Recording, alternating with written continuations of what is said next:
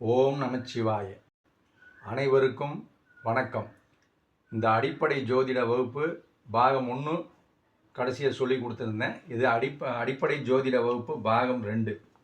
போன டைம் நம்ம கடைசியாக சொன்னது ஆட்சி வீடுனா என்னென்ன ராசிகள், 12 ராசிகள் எப்படி நம்ம இது லைனாக வரும்னு சொன்னோம். மேசம், ரிஷபம், மிதுனம், கடகம், சிம்மம், கன்னி, துலாம், விருச்சிகம், தனுசு, மகரம், கும்பம், மீனம் சொன்னோம். இப்போ ஆட்சி வீடு போன டைம் கடைசியாக இதுதான் சொல்லி கொடுத்தோம். இது 2 செவ்வாய், இதுக்கு 2 சுக்கிரன், இது 2 புதன், இது சூரியன், இது சந்திரன், இது குரு, இது சனி. இன்னொன்று குருங்க இடத்துல நான் வின்னு போட்டிருப்பேன். என்னடா குருன்னு சொன்னாரே வீண் போட்டிருக்காருன்னா வியாழனுங்கிறது குரு 2 ஒன்று தான். ஜாதகத்தில் குருன்னு மேக்சிமம் போட மாட்டாங்க, வீண் தான் போடுவாங்க. வீணா வியாழன்கிறவங்க தான் குருங்கிறது. அதனால் வீண் போட்டனால யாரும் கன்ஃபியூஸ் ஆகிக்க வேண்டாம். இது 2 சூரியன் சந்திரனை தவிர எல்லா கிரகங்களுக்கும் 2 வீடு. ராகுக்கு எதுக்கு சொந்த வீடு கிடையாது. இதுதான் ஆட்சி வீடுங்கிறது போன டைம் கடைசியாக சொல்லி கொடுத்தேன். இது நீங்கள்லாம் புரிஞ்சிருப்பீங்கன்னு நினைக்கிறேன். இன்னொரு டைம் சொல்லிடுறேன். மேசத்துக்கும் விருச்சிகத்துக்கும் செவ்வாய், அதே மாதிரி ரிஷபத்துக்கும் துலாமுக்கும் சுக்கிரன், இது மிதுனத்துக்கும் கன்னிக்கு புதன், சிம்மத்துடைய ஆட்சி வீடு யாரு சூரியன், கடகத்துக்கு சந்திரன், இது தனுசு மீனம் 2க்கு குரு, அதே மாதிரி மகரத்துக்கு கும்பத்துக்கு சனி. இது போகிற ஆட்சி வீடு. இந்த ஆட்சி வீடு அடுத்தது நான் உச்ச வீடுன்னு ஒன்று சொல்லியிருந்தேன். இந்த வாரம் உச்ச வீடுன்னா என்னன்னு சொல்லித்தரேன். உச்ச வீடுன்னா என்னென்னா, இப்போ ஒருத்தர் ஜாதகத்தில் ஆட்சி ஆயிருந்தால், உங்கள் ஜாதகத்தில் சூரியன் இங்கே இருந்தால் ஆட்சி, செவ்வாய் இங்கே இருந்தால் ஆட்சி, அதோடைய பலம் ஜாஸ்தியாகும். ஒவ்வொரு கிரகத்துக்கும் ஒவ்வொரு வேலை இருக்குது. செவ்வாய்க்கு என்ன வேலை அதெல்லாம் சொல்லித்தரேன் நான். காரகத்துவம்போம், அதுக்கு பேர் காரகத்துவம்னா அவங்களுடைய செயல்பாடு என்ன, சூரியன்னா அவருடைய செயல்பாடு என்ன, சந்திரன்னா அவருடைய செயல்பாடு என்ன. சூரியன் என்ன, ஒரு தைரியஸ்தானம், கவர்மெண்ட் வேலை, மற்றபடி தகப்பனை குடிக்கூடிய அந்த சொல்லித்தர என்னென்னு போக சூரியனுடைய இது. புதனோட வேலை என்ன, புதனுடைய காரகத்துவம்னா புதன்னா நல்ல கணக்கில் நல்ல கணக்கு மேக்ஸ் நல்லா வரும் புதனுக்கு. நல்ல ஒரு ஆன்மீக ரீதியில் நல்லா இருப்பாங்க, நல்ல அறிவாளிக, நல்ல படிப்பு கல்வி, இதெல்லாம் புதனுக்குரியது. சுக்கிரனுக்குரிய காரகத்துவம் என்னென்னா நல்லா அழகான பெண்கள், கலை, மற்றபடி இது சமாச்சாரம் உள்ளது. சனினா இரும்பு சம்பந்தப்பட்ட தொழில் அவங்களுக்கு நல்ல தொழில் அமையக்கூடிய ஆயுள் ஸ்தானம், ஆயுளுடைய பலம், இதெல்லாம் குறிக்கக்கூடிய காரகத்துவம் சனி. செவ்வாயினா ரத்த சம்பந்தப்பட்டது, செவ்வாயினா சிவப்பு, ரத்த சம்பந்தப்பட்ட பிரச்சனைகள், அதே மாதிரி ஒரு அதிகாரமிக்க தோரணை மிக்க தொழில், போலீஸ், மிலிட்ரி, இந்த மாதிரி அமைப்பு உள்ளது. இந்த மாதிரி ஒவ்வொரு கிரகத்துக்கும் ஒவ்வொரு காரகத்துவம் இருக்குது. அது நான் போக போக அது என்னன்னு சொல்லித்தரேன். அந்த காரகத்துவம் இந்த ஆட்சி வீட்டில் ஆட்சி இருந்தால் ஒரு 75% வச்சுக்கலாம். ஆட்சி வீடுனா 75%. உதாரணத்துக்கு சொல்கிறேன், இது கணக்கு கிடையாது, நம்ம புரிஞ்சுக்கிறதுக்காக சொல்கிறேன். ஆட்சி வீடுனா 75% உங்களுக்கு பவர் இருக்கும். அதே இப்போ சொல்லித்தரப்போகிற உச்ச வீடுங்கிறது 100%ன்னு வச்சுக்கலாம். ஆட்சி வீடுனா இது உங்களுக்கு பவராக இருக்கும், உச்ச வீடு அதை விட பவராக இருக்கும். இதில் எந்தெந்த கிரகம் எங்கே இருந்தால் உச்ச வீடுன்னு சொல்லித்தரேன், இருங்க. ரைட், இப்போ உச்ச வீடு இதுதான் உச்ச வீடு. முதல் பார்த்தது நான் ஆட்சி வீடு. ஆட்சி வீடுங்கிறது ஒவ்வொரு கிரகத்துக்கு 2 வீடு, சூரியன் சந்திரனுக்கு மட்டும் ஒரு வீடுன்னு பார்த்தோம். இது அதை விட பவர்ஃபுல்லான வீடு. இப்போ முதல் சூரியனோட உச்ச வீடு எதுன்னா மேச ராசி தான் சூரியனுடைய உச்ச வீடு. சூரியன் இங்கே இருந்தார்னா உங்களுக்கு ஜாதகத்தில் சூரியன் உச்சமாயிருக்கார், அப்போ சூரியன் மிக பலம் வாய்ந்தவர். ஆட்சி வீடை கூட சூரியன் இங்கே இருந்தால் பலம். சந்திரனுடைய இதுக்கெல்லாம் உச்ச வீடெல்லாம் ஒரு வீடு தான்.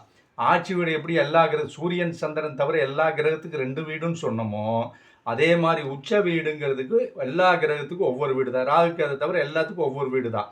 சூரியனுடைய உச்ச வீடு எது மேசம், சந்திரனுடைய உச்ச வீடு ரிஷபம், அதே மாதிரி குருவோட உச்ச வீடு கடகம். இப்போ இன்னைக்கு கோச்சாரப்படி நமக்கு குரு எங்கே இருக்கார், இங்கே தான் இருக்கிறார். ஸோ இப்போ கடகராசிக்காரங்களுக்குலாம் உச்ச குரு நல்லா இருக்கும் கடகராசிக்காரங்களுக்கு. அதே மாதிரி புதனோட உச்ச வீடு கன்னிராசி, துலாம் ராசியோடைய உச்ச வீடு சனி, சனியோட உச்ச வீடு செவ்வாய், மீனத்தோட உச்ச வீடு சுக்கிரன். அப்போ இது உச்ச வீடுங்கிறது இதுதான். இந்த கிரகமெல்லாம் இங்கே இருக்கிறது உச்ச வீடு. ஆட்சி வீடை விட பலம் வாய்ந்தது. இதுக்கு பேர் தான் உச்ச வீடு. உன் ஜாதகத்தில் சுக்கிரன் உச்சமாயிருக்கார், உன் ஜாதகத்தில் செவ்வாய் உச்சமாயிருக்காருன்னா அவங்க உன் ஜாதகத்தில் செவ்வாய் உச்சமாயிருக்காருன்னு பார்த்தீங்கன்னா அவங்க ஜாதகத்தில் எடுத்து பார்த்தீங்கன்னா இந்த இடத்துல மகரத்தில் செவ்வாய் இருக்கும். இது என்ன பலன்னா செவ்வாய் அதோடைய காரகத்துவத்தை, அதோடைய வேலையை கரெக்டாக செய்யும், பவரை செய்யும்னு அர்த்தம். இதுதான் உச்ச வீடுங்கிறது. சிம்பிளாக சொல்லி இதுதான் உச்ச வீடு. அடுத்தது நீச்ச வீடுன்னு ஒன்று இருக்குது.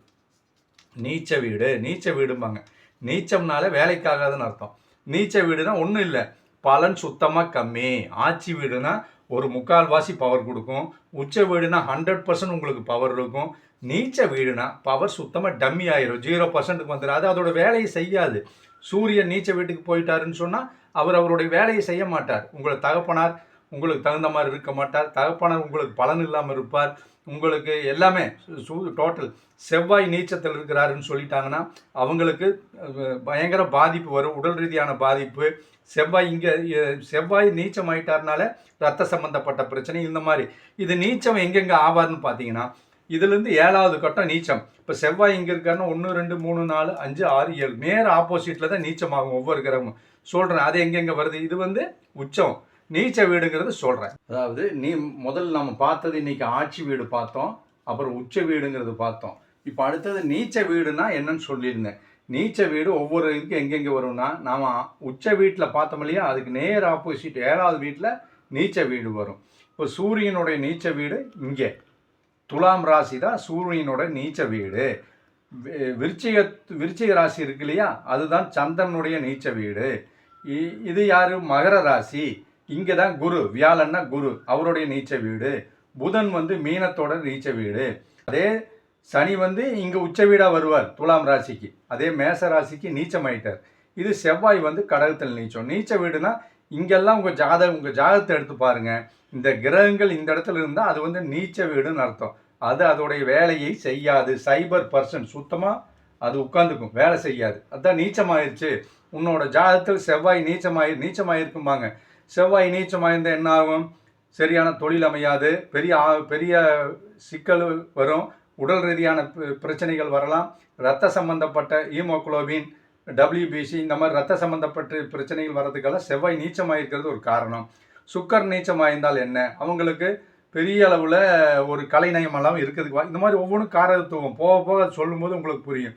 குரு நீச்சமாயிருந்தாருன்னா சுத்தமாக அவங்க எந்த காரியம் எடுத்தாலும் நடக்காது, எல்லாத்துலேயும் ஃபெயில்யூர், இந்த மாதிரி சூழ்நிலையும் வரும். ஆனால் இது ஒன்றுமே காரணம் இல்லை.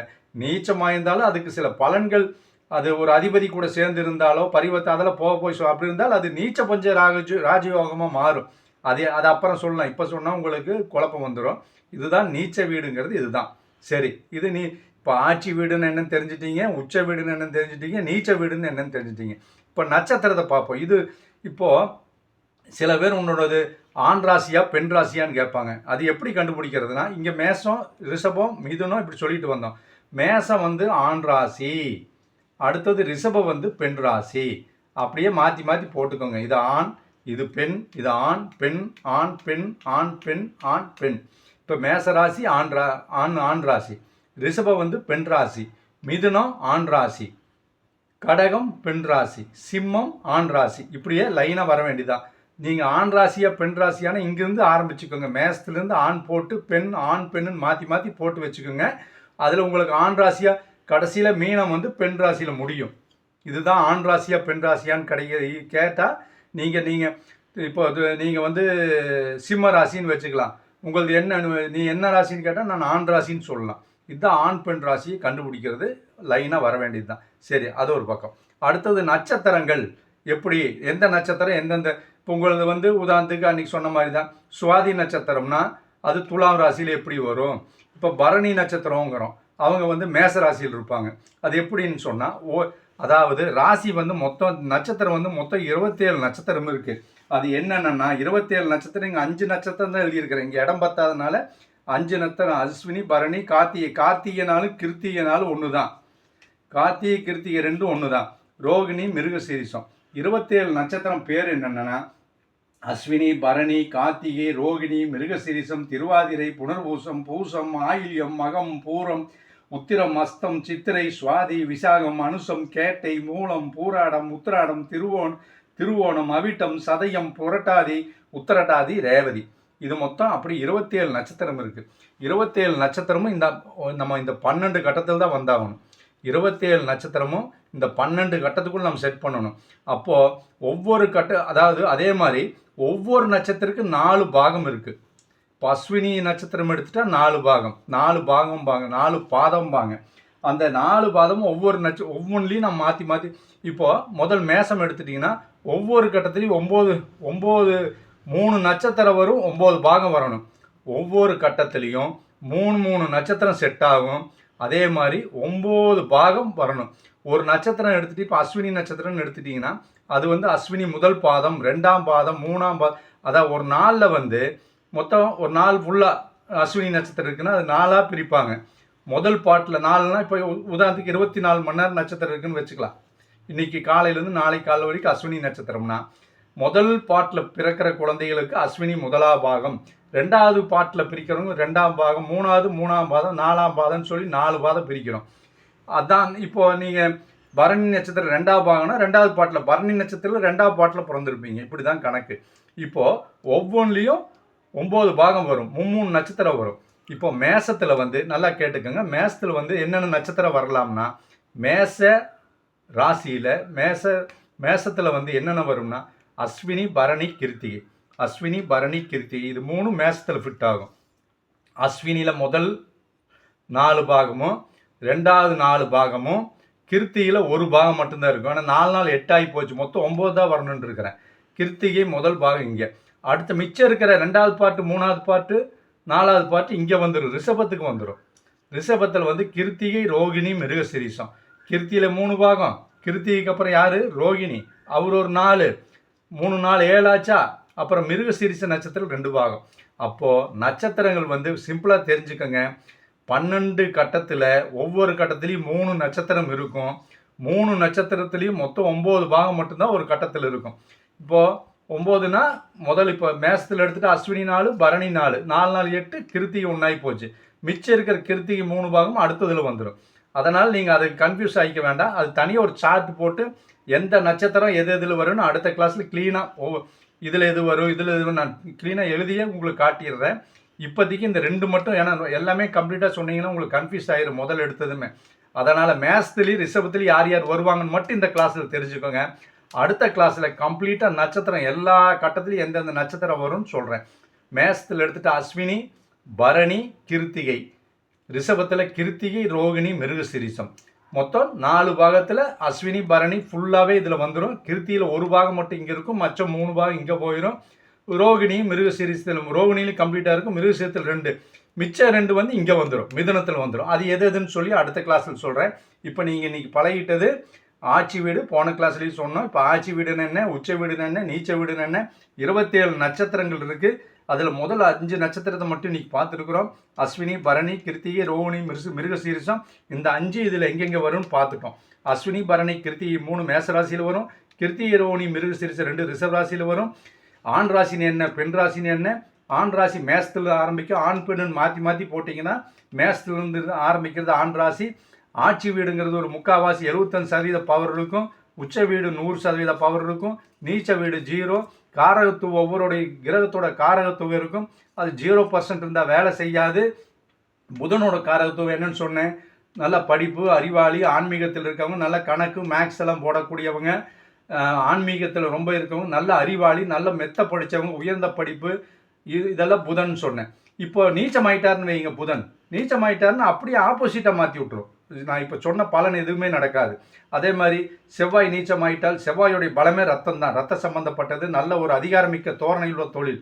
செவ்வாய் நீச்சமாயிட்டார்னா எல்லாமே அவுட் ஆகுமான்னு கேட்டால் அதுக்கு இது ஜோதிடத்தில் நிறைய சின்ன சின்ன விஷயங்கள்லாம் இருக்குது. அப்படி செவ்வாய் இங்கே இருந்துட்டால் மட்டும் ஆயிரமான, நீச்சமானாலும் அதுலேயும் யோகம் கூடக்கூடிய அமைப்பு, புதன் நீச்சமானாலும் அதுலேயும் யோகம் வரக்கூடிய அமைப்பெல்லாம் இருக்குது. ஜாதகத்தில் சும்மா எடுத்ததுமே பொதுவாக சொல்ல முடியாது, ஒவ்வொன்றுக்கும் ஒரு பாயிண்ட் இருக்குது. அது போக போக பார்க்கலாம். இது வரைக்கும் இந்த 2 கிளாஸில், இதுக்கு முதல் கிளாஸில் ஆட்சி வீடுன்னு என்னெல்லாம் உங்களுக்கு சொல்லி கொடுத்துருக்குறேன். இது புரியாதவங்க அந்த பாகம் ஃபஸ்ட்டை போய் பார்த்துட்டு இதுக்கு வாங்க. இப்போ உங்களுக்கு இது வரைக்கும் சொல்லி கொடுத்த 2 கிளாஸில் ஆட்சி வீடு, உச்ச வீடு, நீச்ச வீடு, நட்சத்திரம் 27 நட்சத்திரத்தில் முதல் நாம் பார்த்துருக்கிறது 5 நட்சத்திரத்தை பற்றி பார்த்துருக்குறோம். இந்த கிளாஸ் இவ்வளோ போதும். நான் இனிமேல் வாரத்தில் 2 கிளாஸ் உங்களுக்கு இன்னும் கொஞ்சம் டைம் எடுத்து கூட சொல்லித்தரேன். கிளாஸ் உங்களுக்கு வகுப்பு அடுத்தது பாகம் 3 வர்றதுக்கு முதல் நாள் உங்களுக்கு ஒரு ஷார்ட்ஸ் போட்டுடுறேன். இப்போ என்றைக்கு வரும்னு சொல்லி வாரத்தில் மேக்ஸிமம் 2 கிளாஸ் எடுக்க ட்ரை பண்ணி உங்களுக்கு கண்டிப்பாக சொல்லி கொடுக்குறேன். மேக்ஸிமம் ஒரு 2 மாதத்துக்குள்ளே அல்லது 3 மாதத்துக்குள்ளே கம்ப்ளீட்டாக ஓரளவுக்கு முடிச்சிடலாம் ஜோசியத்தை. ஜாஸ்தி சொல்லி கொடுத்தாலும், ஏன்னா நேரடியாக சொல்லி கொடுக்குறப்ப நம்ம சொல்லலாம், இதில் சொல்லிக்க தரும்போது உங்களுக்கு ரொம்ப சொல்லி கொடுத்தாலும் கன்ஃபியூஸ் ஆயிரும். அதனால் இதோட சிம்பிளாக நிறுத்திக்கலாம். அடுத்த கிளாஸில் வந்து நட்சத்திரங்கள் கம்ப்ளீட்டாக என்ன எங்கெங்கே ஃபிட் ஆகும்னு சொல்லிட்டு ஒவ்வொரு நட்சத்திரத்தோட வேலை, கிரகத்தோட வேலை, இன்னும் மூல திரிகோணம் என்ன இன்னும் நிறைய இருக்குது இதுலேயே. இதை முடிச்சுட்டு அப்புறம் நம்ம ஒவ்வொரு பலன் எப்படி பார்க்குறதுன்னு போயிடலாம். இன்னும் ஒரு கிளாஸ் 2 கிளாஸ் முடித்த மேலே ஒவ்வொரு கிரகத்துக்கு என்னென்ன பலன், எந்த கிரகம் எங்கே இருந்தாலும் உங்களுக்கு என்ன பலனெல்லாம் சொல்லி மேக்ஸிமம் ஓரளவுக்கு நீங்கள் சிம்பிளாக ஜாதகத்தை பார்த்தா ரெடி சொல்கிற அளவுக்கு பலன் சொல்கிற அளவுக்கு ரெடி ஆகிற அளவுக்கு கிட்டத்தட்ட 1 மாதம் 1.5 மாதத்தில் முடிச்சிடலாம். சரிங்களா? ஓகே, ரொம்ப நன்றி. இதை முதல் பாகத்தை பார்க்காதவங்க பார்த்துட்டீங்க வாங்க. ஓம் நமச்சிவாயா. வணக்கம், நன்றி.